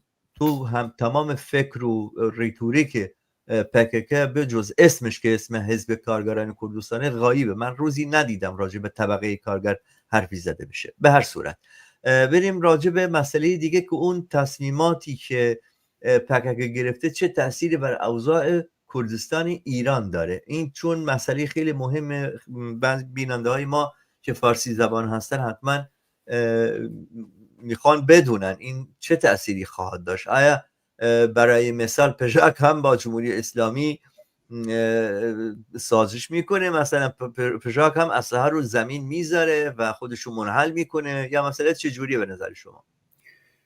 ببینید این سوال بسیار مهمیه، چون بهرو پژاک حزب خواهر حزب کارگران کردستان و عمدتاً فعالیت پژاک هم برخلاف احزاب اپوزیسیون کردی در اقلیم کردستان نیست، در همون منطقه‌ای که کوههای قندیل و دامنه کوههای قندیل و PKK مقرهای اصلیش اونجاست، اونجا حضور دارند و به خاطر همین الان که این وضعیت پیش اومده، خب خیلی ها سوالشون این بوده که این سوال شما سوال مهمیه، بالاخره پژاک چه کار میخواد بکنه؟ پژاک هم همین راهو در مورد ایران میخواد پیش ببره. به نظر من این سوالات باعث شد که هفته پیش رهبر مشترک جدید پژاک که به جای آقای سیامند اومده، اسمش یادم نیست اینا، و اینو دعوت کرده بودن تلویزیون آریان، از جمله یکی از سوالها همین سوال شما بود. اون برگشت گفتش که ما اوجلان به عنوان رهبر معنوی خودمون قبول داریم، ولی این بحثی که اوجلان کرده و حزب کارگران کردستان جواب مثبت داده و این در مورد ایران صدق نمیکنه. ما نه اسلحه را زمین میذاریم، نه مبارزه مسلحانه را زمین میذاریم، نه مبارزمون را با جمهوری اسلامی قطع میکنیم. این مسئله رو پیش میبریم. به خاطر همینم الان زمزمه هایی وجود داره که دولت ترکیه با دولت ایران مخفیانه در حال مذاکره‌اند، احیانا ضربه‌ای بتونند به پژاک و PKK تو اون منطقه بزنند. حالا چقدر این عملی میشه؟ نوز میگه یعنی دبیر جدید پژاک اسمش امیر کریمی است. امیر کریمی، بله، رئیس مشترک میگن. امیر کریمی، بله، ایشون مطرح کرده و خود پژاک هم یه اطلاعیه داده در مورد، تو سایتشون، سایت حزب حیات آزادی هست و فرات نیوز هم این بیانیه اومده، من اونجا خوندم. ولی تو اونجایی که به این مسئله برمیگرده، پژاک اگه یه همچون زمینه ای را برای خودش ببینه و یا همچون موضع‌گیری داشته باشه یا جهتگیری داشته باشه، خودکشی داره میکنه. چرا خودکشی میکنه؟ به دلیل اینکه ما در ترکیه با ایران وضعیتش خیلی فرق میکنه. اونم اینه که ما ترکیه بحثمونه الان اینه که یه حزب قدرتمند کردی وجود داره، سازمان‌های کرد وجود داره، تا حدود زبان مادری آزاد شده، هنوز رسمیت پیدا نکرده، تو پارلمان حضور دارند، اوجالان روابط بین‌المللی داره، تو منطقه بگه چهره شناخته شده تئوریسین این ماجرا مطرحه و خود حزب کارگران کردستان بسیج نیرو در اروپا رو داره، در منطقه رو داره و به خاطر همین ترکیه موقعی که الان اون روندهایی که داره پیش میاد، اگه واقعیتش این مرزا باز بشه، دولت ترکیه اینا رو تحت تعقیب قرار نده، اینا برگردن داخل ترکیه، اونایی که از اروپا، اونایی که از قندیل، از منطقه برگردن، در واقع این حزب دموکراسی برابری، کنگره اینجوری که من شنیدم برگزار خواهد کرد، یا با همون اسم فعالیتشون رو ادامه میدن یا اسم عوض میکنن. این امکان در ترکیه وجود داره. حزب دموکراتیک خلق‌ها رهبرشون را زندانی کردن، تعداد زیادی شهرداریاشون را زندانی کردن، ده ها هزار نفر هوادار کارتش را زندانی کردن، ولی بلافاصله اون حزب اسم عوض کرد به اسم حزب آزادی و دموکراسی، خودشو به دولت تحمیل کرد، کادراش، نمایندگانش. تو ایران فضایی وجود نداره. کدوم پارلمان، کدوم فعالیت حزبی، کدوم انتخابات وجود نداره. بنابراین اگه پژاکی همچون سمتی گیری داشته باشه، به نوعی در واقع داره تو مسیر خودکشی آگاهانه داره میره. ولی تو اونجایی که به این وضعیت برمیگرده، هم رهبرشون تو تلویزیون آریان این مسئله رو مطرح کرده و هم اطلاعیه دادن. به نظر من تا الان موضعشون رو روشن کردن، ولی اینکه این روندا، این جریانا به کجا میکشه ما نمیتونیم پیش بینی کنیم. من سوال جدید دیگری هم راجع به این مسئله دارم، ولی اول این کامنت رفیق حجی رو نگاه کنیم. من سوالی دارم از رفیق بهرام. سوال من از این سوالم را این چنین مطرح می کنم: رفیق بهرام، شما فکر نمی کنید که جریان PKK با این تصمیمش فضا را برای جریان‌های ناسیونالیست در کردستان ایران باز کرده؟ و بازم میگه فکر نمی کنید که این شکست ناسیونالیسم در منطقه باشد؟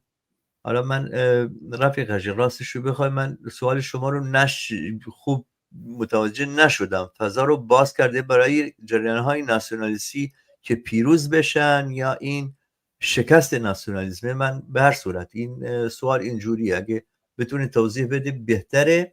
ببینید ما رفیق شمال، تو اونجایی که من اگه سوال رفیق حجی رو متوجه بشم، بحثش اینه که این حرکت ناسیونالیسم کرد در کردستان تقویت میکنه در کردستان. اینجوری من، مگر اینکه نه بعدن میگه که این شکست ناسیونالیسم در منطقه است. یعنی من دوتاشو که با هم میذاری شکست ناسیونالیسم. خب به نظرم ببینید ما در مورد خودمون کمتر حرف میزنیم. ما مثلا صحبت نکردیم الان یه سال دولت عراق و اقلیم کردستان 3 کمبله را تحت فشار گذاشتن خل سلاح بشه، اینا به اردوگاه سورداش انتقال داده بشه، اصلا اینا رو مجبور کردن. خب این مسئله کی را تقویت میکنه؟ کجا را تقویت میکنه؟ در حالی که حزب دموکرات کردستان با جمهوری اسلامی سازش کرده، این شامل حال حزب دموکرات کردستان ایران نمیشه. چرا این تغییر؟ چرا دولت ایران، اقلیم کردستان، دولت عراق در مورد این 3 کمبله با حزب دموکرات که هر 4 اپوزیسیون کرد ایرانی است، این فضا را به حزب دموکرات کردستان میده، به اینا نمیده؟ سورداش یه منطقه بیابونی، امنیت وجود نداره، خونه‌سازی توش وجود نداره و قرار اسلحه‌شون هم ازشون بگیرن، قرار نیست اسلحه‌شون رو با خودشون ببرن. این یه مشکلیه که وجود داره. ولی به نظر من دوره ناسیونالیسم با وجود تمام تحولاتی که تو خاورمیانه هست، امروز ناسیونالیسم خودش دچار بحرانه، به خاطر اینکه دولت‌ها دچار بحرانند، خود حزب دموکرات دچار بحرانه، خود مسئله فاشیسم ترکیه.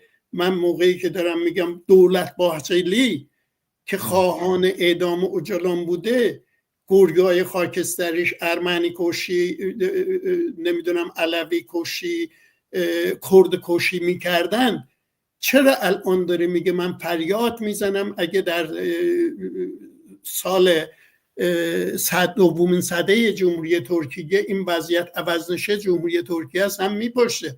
این نگرانه. خوشش نمیاد از مردم کرد، ولی نگرانه که خودشون رو از این بحران نجات بدن. یکی از بحران‌ها اینه که همین مبارزه مسلحانه و زندانی بودن اوجالان مرتب در این مورد اینا از طرف جوامع بین‌المللی، جامعه داخل خود کردستان، منطقه تحت فشارن. بنابراین اینا اگه در قدرت باشه، اوجالان چرا باید بره در زندان امرالی را بزنه مذاکره کنه؟ بس بنابراین در بحران به یه زندانی سیاسی روی آورده که به نظر من این وضعیت یه تا حدودی از نظر تاریخی شباهتی داره به زندانی کردن نلسون ماندلا، رهبر آینسه در آفریقای جنوبی، و آزادی اون باعث شد تحولاتی اونجا وجود بیاد. ولی سرمایه‌داری موقعی که جایزه نوبل صلح میخواستن بدن، اومدن بین دکلارک و نلسون ماندلا تقسیم کردن، نه شیش بسوزه نه کباب. موقعی که تو اسرائیل به یاسر عرفات شمون پرس مشترک دادن، یکی قاتل مردم فلسطین بوده، یکی مبارز رزمنده جامعه فلسطین. بنابراین تو اونجایی که به سرمایه‌داری جهانی و سرمایه‌داری منطقه برمیگرده، ابداً از این حساب خوششون نمیاد. ابداً به قول معروف مبارزه مسلحانه رو دوست ندارن.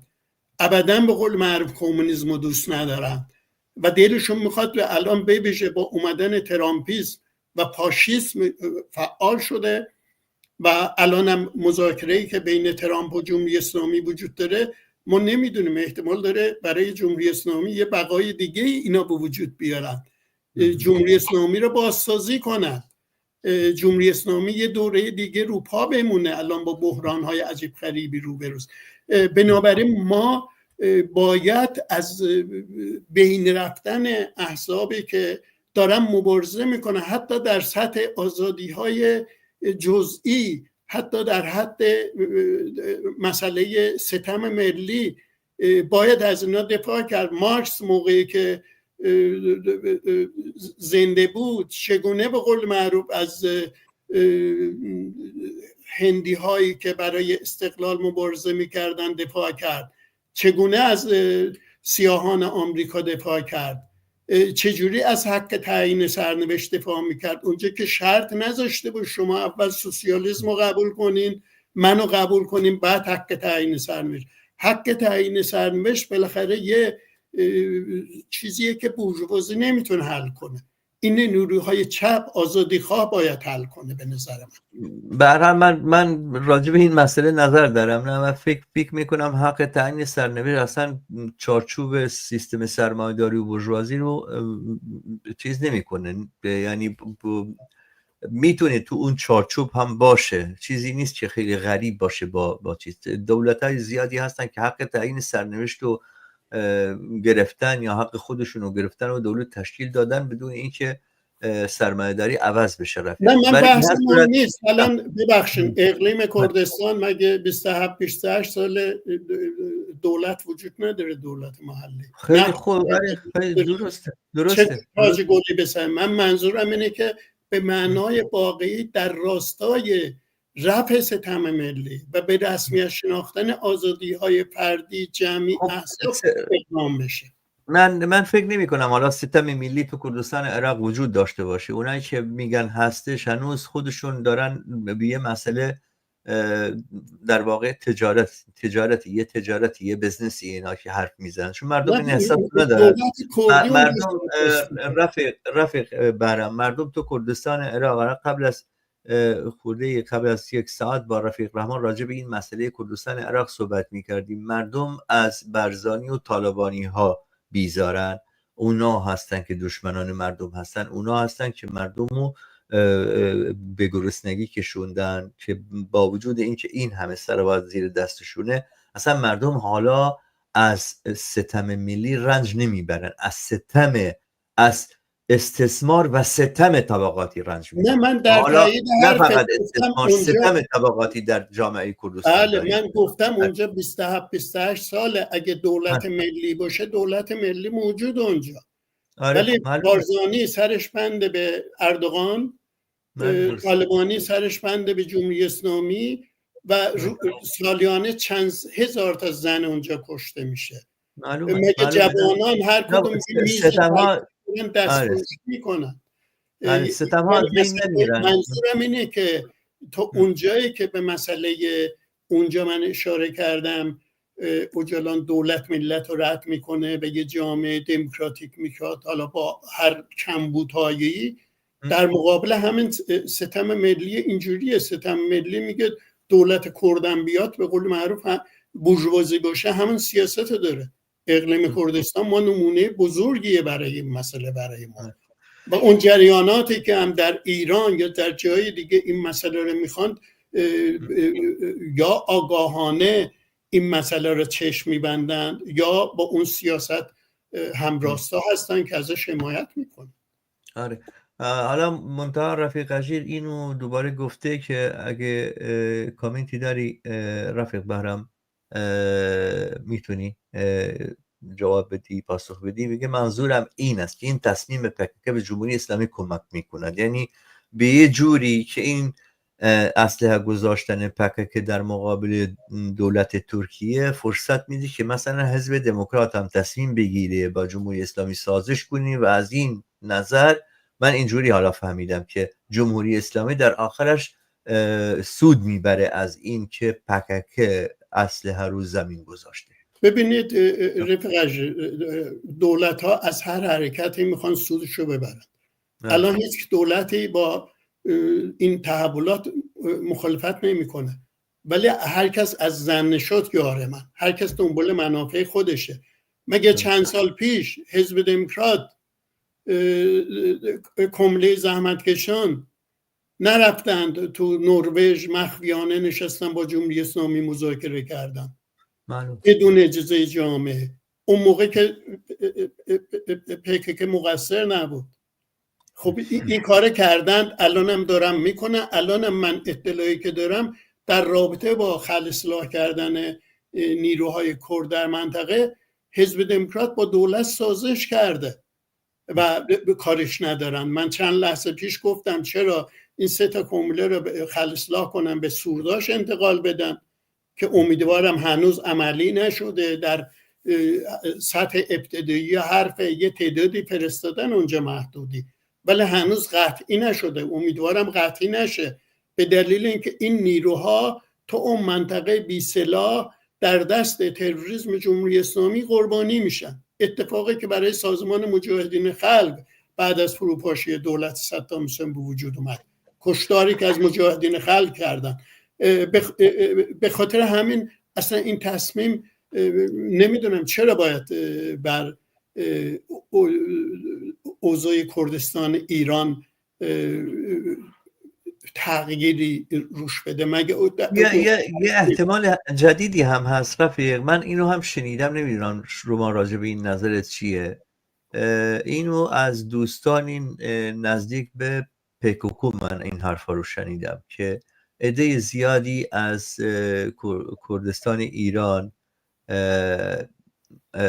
گریلا هستن یا شربان هستن و با نیروهای سوریه دموکراتیک هستن و یکی از شرط هایی که دارن برای اینکه با دولت سوریه آشتی کنن به میانجیگری امریکا اینه که این نیروها به ایران، به پژاک منتقل بشن.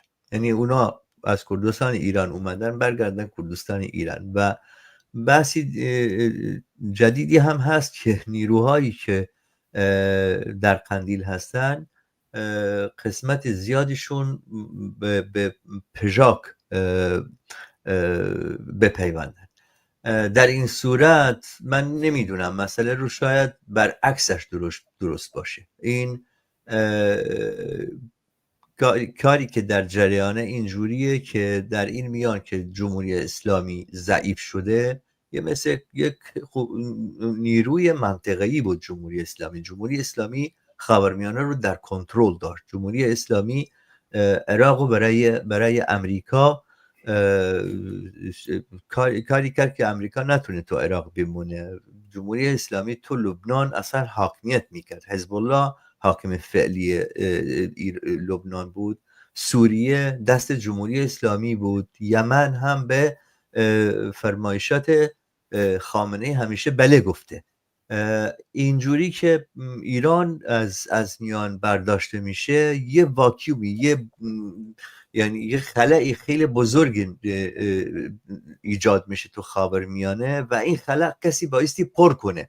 نظر اینه که ترکیه میخواد اینو پر کنه، ولی باز هم پر کردن این خلأ به نفع جمهوری اسلامی که هیچ که نیستش، شاید این پر کردن این خلأ یه جوری باشه که جمهوری اسلامی نتونه اصلا اینو جبران کنه در آینده. یعنی یه جوری فشار به جمهوری اسلامی بیاد بعد از این که اون موقعایی که از دست داده به هیچ وجه نتونه در آینده این موقعیت رو بازپس بگیره. و یکی از اون اروم‌ها اینه که ترکیه قوی بشه در منطقه و پکک با ترکیه آشتی کنه، منتها پکک با جمهوری اسلامی آشتی نکرده و به این خاطر بوده خیلی وقت بوده که پکک خواسته اسلحه رو بر زمین بذاره، ولی میگن وقت خودش که همون سلیمانی بوده که رفته اونجا گفته که این کار رو نکنیم، ما هر کمکی که شما بخوایم ما میکنیم. این اوایل سال 2000 این جریان پیش اومده. حالا مسئله برعکس شده. این توضیح هم هست، من خیلی طولانی صحبت کردم ببخشید، ولی خواستم این جنبه مسئله رو هم روشن کنم. شما اگه حرفی داری راجع به این مسئله بفرمایید. ببینید تو اونجایی که به هژمونی ترکیه برمیگرده، ترکیه این دولت اردوغان، آک پارتی یا حزب عدالت توسعه با همکارش حزب حرکت ملی 23 ساله این سیاست رو دنبال میکنن. 3-4 سال اول میخواستند عضو اتحادیه اروپا بشن، با کشورهای منطقه رابطه دیپلماتیکشون را 0 درجه کنن، به توافقی برسن.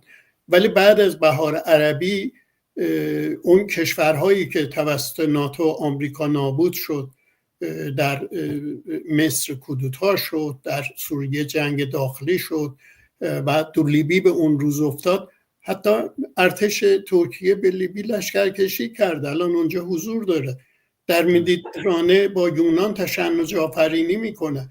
همین الان هم تو 12 سال 13 سال جنگ داخلی سوریه دولت ترکیه، جمهوری اسلامی، روسیه از بشار اسد حمایت میکرد، دولت ترکیه علیهشون بود و از گروه‌های تروریستی حمایت میکرد، از داعش گرفته تا جریان الجولانی از این حمایت میکرد. بعد از فروپاشی بشار اسد هم دوباره الان سوریه به معنای واقعی 4 بخشه. یه بخشش مرکزی تر که این جولانی به اسم رئیس جمهورشه، یه بخش از ارتفاعات جولان گرفته تا 25 کیلومتری دمشق ارتش و تانگای اسرائیل مستقرند. هوای سوریه کلا دست اسرائیل، این همه بمباران هر موقع خواست میکنه. یه منطقه از کانتون افرین و یه منطقه از مناطق حلب دست ارتش دولت ترکیه است، با اون ارتش آزاد سوریه، بقایای گروه‌های تروریستی، و یه بخشم روژاواست. یعنی در واقع ترکیه داره این کار میکنه، ولی الان ترکیه با بحران‌های شدیدی روبروست. اولا آینده خود این حزب آک پارتی معلوم نیست چی میشه و رقابت شدیدی بین همکارشون با حزب حرکت ملی اتفاق افتاده. به لحاظ اقتصادی 40% تا همون یه سال گذشته لیر ترکیه ارزش خودش رو در مقابل دلار از دست داده. دولت ترکیه با بحران‌های روبروست. ولی من اول صحبتم هم گفتم جمهوری اسلامی و دولت ترکیه با وجود رقابت‌هایی که در ارمنستان دارن، در جمهوری آذربایجان دارن، در منطقه اقلیم کردستان دارن و قبلا در سوریه داشتن که الان جمهوری اسلامی دیگه کاری نیست، به قول شما تمام نیروهای نیابتیش به قول معروف زمینگیر شده، خودش هم تضعیف شده. ولی در رابطه با مسئله PKK و پژاک اینا همیشه به قول معروف با همدیگه رابطه امنیتی دارن. به خاطر همین من احتمال میدم اینا طرحی داشته باشن برای ضربه شدن شدید به اینا هر دو طرف. بنابراین تو اونجایی که به وضعیت کردستان ایران برمیگرده، خب مردم کردستان ایران هم تو این 46 سال نشون داده جمهوری اسلامی نتونسته جایگاه اجتماعی تو کردستان ایران پیدا کنه. اون اوایل که هیئت خلق کرد تشکیل شد و قاسملو با وجود اینکه میرفته با خمینی دیدار میکرده و به هیئت خلق کرد اهمیت نمیداد، جنگی که حدود 5 سال بین کومله و حزب دموکرات در گرفت کاشتر نمیگرفت. قبل از اون حزب دموکرات با چریکار تو بازار مهاباد خلق اصلاح کرد، پیکار در بکان زد، چون جمهوری اسلامی میگفت اگه حزب دموکرات بر کردستان حاکمیت کنه ما باش سازش میکنیم و حزب دموکرات هم نتونست.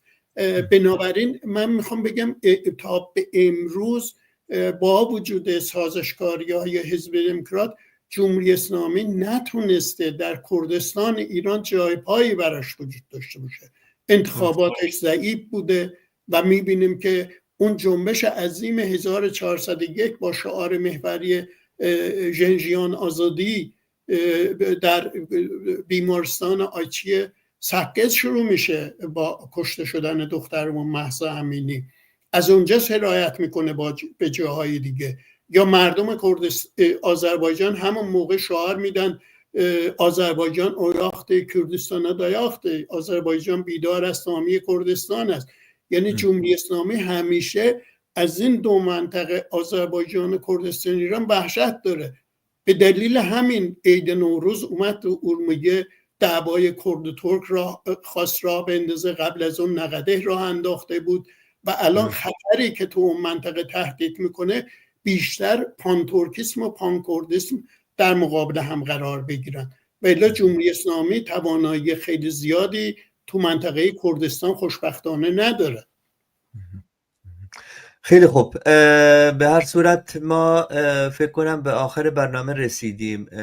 رفیق بهرام، من این سوال رو داشتم، منتها شما در مجرای برنامه به خیلی مسائل جواب دادی که این سوال من در موردش بود. روندی که آغاز شده تا کنون چه نتایجی داشته است و فکر کنم یه بحثایی کردی راجع به این که مجلس چی گفته، نماینده دولت چی گفته، ولی اگه مسائل جدیدی هست که شده و ما ازش خبر نداریم، اگه تغییراتی که در جامعه ترکیه به پیش اومده، من یکی از چیزایی که شنیدم و خیلی من رو ناامید کرد این بود که یک راپرسی کردن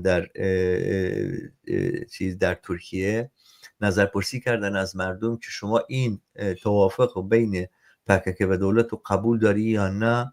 70% گفتن نه. و من نمیدونم، حالا به خاطر این بود سوال کردم این رفراندوم میره یا نه. اگر رفراندوم بشه شاید مردم ترکیه، اونایی که حالا چقدر از شده 100 و چند سال یه رژیمی بالای سرشونه که اصلا نازیسم از اینا الهام گرفته. هتلر خودش گفته من الهام خیلی مسائل رو از اتاتورک گرفتم، از مصطفی کمال گرفتم. این چیز نیست، یعنی این مسئله نیست که پنهان باشه، همه میدونن. حالا مردمی که 100 اونقدر سال این رژیم بالای سرشون بوده، شاید برای به رسمیت شناختن یک ملت دیگه، یک هویت دیگه تو ترکیه خیلی اشکال داشته باشن. به این نظری که فکر میکردم اگه نظر پرسی باشه یا رفراندوم بشه شاید مردم بهش رأی ندن. حالا چیزی پیش اومده در جامعه ترکیه که مثلا امیدی به ماها بده، یا مثلا یک چیزی، یک رشدی کردی این حرکت بر علیه استبداد، بر علیه ستم ملی، بر علیه اون وضعیتی که بوده که مثلا فقط این پککه نیست و ماها نیستیم و چپا نیستن، که چیز مردم هوشیار شده پوزیتیوتر راجع به این مسائل برخورد میکنه. ببینید این مسئله، من این رفراندوم رو حقیقتا رفق شمال من ندیدم، نمیتونم در موردش اظهار نظر کنم. شما نظر پرسی بوده، رفراندوم نه، نظر پرسی که نظرسنجی ببخشید، حقیقتا ندیدم. اجازه بده در موردش چیزی که ندیدم حرف نزنم. ولی تو اونجایی که من وضعیت ترکیه رو میشناسم بین سالهای 1981 86 اونجا زندگی کردم و وقایعش رو همواره مستقیما دنبال میکنم، در رابطه با این تحولاتی که وجود داره و آخرین انتخاباتی که بین رهبر حزب جمهوری خواه خلق و اردوغان شد، در واقع با 3% آرا اردوغان برد. توجه میکنیم؟ و الانم به دلیل اینکه اکرم اغلو شهردار کلانشهر استانبول رو دستگیر کردن، این همه اعتراضات وجود داره. در واقع حزب جمهوری خواه خلق که آتاتورک بنیانگذارش بوده و تو این سالها خیلی تغییر کرده و این حزب بزرگترین حزب اپوزیسیون پارلمانه، اپوزیسیون اردوغان. این حزب از این تحولات دفاع میکنه، این یک. و از طرف دیگه احزاب کوچکی، حتی حزب حرکت ملی که همکار اردوغان، دولت باهچلی معاونشه، اون پرچمدار مذاکره با اوجالان و تغییر قانون اساسی شده. اون که به نماینده‌های هدف دست نمیداد. اینا را معذرت میخوام، اصلا اهمیت بهش نمیداد. ولی الان 6 ماه پیش میره با رهبر دم پارتی دست میده و تو جلسه پارلمانش خودش میگه من فریاد میزنم اگه این تغییرات به وجود نیاد، اگه اوجالان نیاد پارلمان صحبت نکنه، ما با فروپاشی روبرو میشیم. خب این یه تغییرات دیگه ایه. دیست که یکی از اتحادیه های مهم کارگران ترکیه است، از این حرکت دفاع کرده. احزاب چپ همه دفاع کردن، جنبش دانشجویی دفاع کرده، جنبش زنان که از اردوغان نفرت داره به قول معروف از این مسئله دفاع کرده. من میخوام اون شناختی که دارم، حالا این نظرسنجی ها خودت میدونی بعضی موقع نظرسنجی ها هیچ معیاری مدیریت توش وجود نداره، به خاطر شایعه تو دهن مردم انداخته میشه. ولی امروز من این داده ها رو دارم میبینم و این قدرت مردم کرد ترکیه 7 میلیون رأی میلیتانت دارن و اینا کسایی هستن که رأی نمیدن برن خونه هاشون بشینن تا 4 سال دیگه. با جان دل به حزبی که رأی دادن، به کسی که رأی دادن ازش دفاع میکنن. امروز هر روز ببینید کلانشهر استانبول در محاصره کرداست، کلانشهر ازمیر در محاصره کرداست، آنکارا در محاصره کرداست. مردمی که به دلیل فقر، به دلیل سرکوب از مناطق آناتولی کردستان کوچ کردن رفتن تو اون شهرها، همشون به قول معروف در مورد این مسئله هم نظرند، در صورتی که قبلا اردوغان و حزبش 15 سال پیش بالاترین رأی از مردم آمد یا دیاربکر می آورد. الان دیگه رأی نمیاره از کردستان. به خاطر همین من تصورم اینه که با توجه به این که مردم ترک هم بسیارشون غیر از گرایش مذهبی و پانتورکisتی بخشن، ناراضی‌اند از این دولت، راضی نیستند. این دولت نتونسته عضو اتحادیه اروپا بشه که اکثریت مردم ترکیه خواهانند. 3 میلیون ترک تو آلمان زندگی میکنه و خواهان این مسئله هستن. نتونسته تو منطقه به قول معروف در صلح زندگی کنه، نتونسته به قول معروف موقعیت اقتصادی جامعه را بهتر کنه. به نظر من دولت ترکیه، این خیلی مهمه توجه کنیم، میره زندان امرالی در اتاق اوجالان رو میزنه. ما اومدیم باش مذاکره کنیم. همین الان شما گفته که شایعه شده ایشون رفته آنکارا. منم شنیدم به خاطر بیماری هایی که داره، نمیدونم ناراحتی چشم و بیماری های دیگه، چندین بار اینو از امرالی خارج کردن بردن برای معالجه، در صورتی که خب اینو میخواستن اعدام کنن. چرا الان عزیز شده؟ مگه سیاست های اینا رو قبول داره؟ مگه گفته من میام پاندورکست رو تبلیغ کنم؟ گفت آقا مردم کرد حقشونه، مردم کرد ترک هزاران سال زندگی کردن، برابرن، باید این جامعه دموکراتیک بشه. حالا اون دموکراتیک در مقابل هر جوری تعبیر کنیم از نظر طبقاتی، برای من کارگر، من کمونیست، اون فضای دموکراتیک کمک میکنه برای رشدم، برای فعالیت.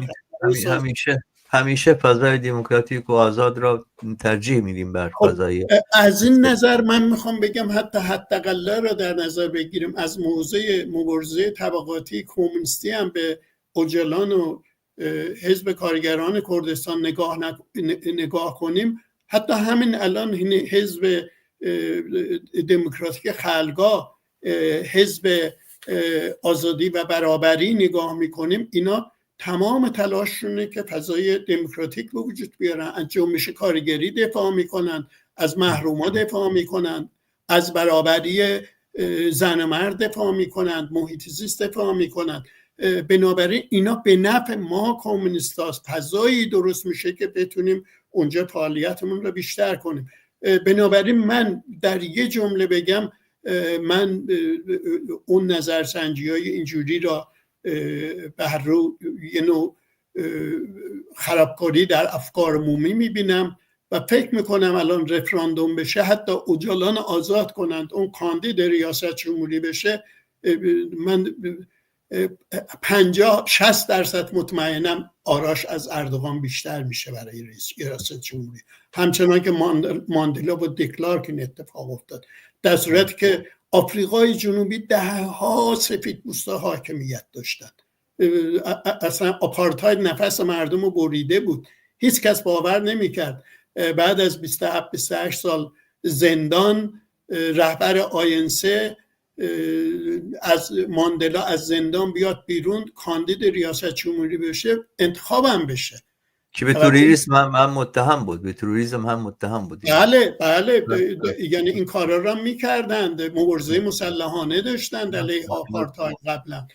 از این نظر میخوام بگم که ما این روند و تغییراتی که در ترکیه شروع شده واقعا نه اراده پانتورکیسم، نه اراده دولت، نه خواست اوناست. 52 سال مبارزه مردم کرد و حزب کارگران کردستان، اوجلان، بهرو، حزب دموکراتیک خلقا، دم پارتی، نتیجهش الان داریم میبینیم. این اهدایی پانتورکیس یا دولت ترکیه نیست، بلکه اینو میخواند از حلقوم دولت ترکیه مردم کرد بکشن بیرون، برابری و آزادشون را بر اون دولت تحمیل کنن. خیلی ممنون. مصاحبه قرار شد که 1 ساعت باشه، ولی این ساعت بود 45 دقیقه است تقریبا. چه وقت از دستمون در رفت. وقت از دستمون در رفت و خیلی خوب بود. بینندگان زیادی داشتیم، کامنت‌های زیادی هم اومدن، بحث خوبی هم کردیم. من خیلی ممنونم از لطفی که کردی و دعوت منو قبول کردی. بازم امیدوارم در برنامه‌های آینده هم در مورد این مسئله و مسائل دیگه هم فرصت باشه که با هم مهمانداری شما رو دوباره انجام بدیم. خیلی ممنونم رفیق شمال. من از شما همکارانتون تشکر میکنم، از رفقایی که اینجا حضور داشتن، چه سوالاتشون اگه دقیق جواب داده نشه، کومنت ها زیاد متوجه نشدیم. کاش برنامه یه جوری باشه که در آینده شفاهی بتونه حضار سوالاتشون رو مطرح کنند، اون موقع خیلی واضح تر میشه و ما هم یک طرفه به قاضی نمیریم، خوشحال و خندانم برگردیم. بحثای ما کمبود داره، اشکال داره، انتقاد داره.